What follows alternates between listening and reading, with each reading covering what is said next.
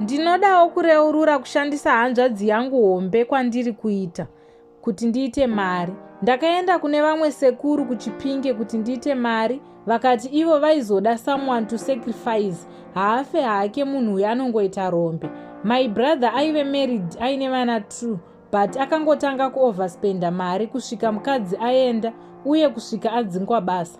Now akungoraramawo semunhu asina chaainacho. Handibvumidzwe kumupa mari nekuti ndikamupa zviri kuitika kwaari zvinobva zvaitika kwandiri.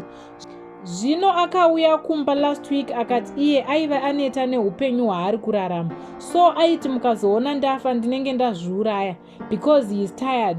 Mwoyo wangu uri kurwadza kuti afe nekuti mwana wamai vangu.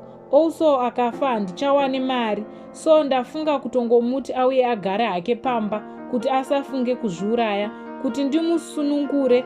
Also ndodzokera kupoverty. Vana vake also handisi kuchengeta nekuti handibvumirwe kuvapa mari. Since vari vana vemunhu wandiri kushandisa, ndaakushaya zvekuita nekuti pandasvika now I'm going to lose either way.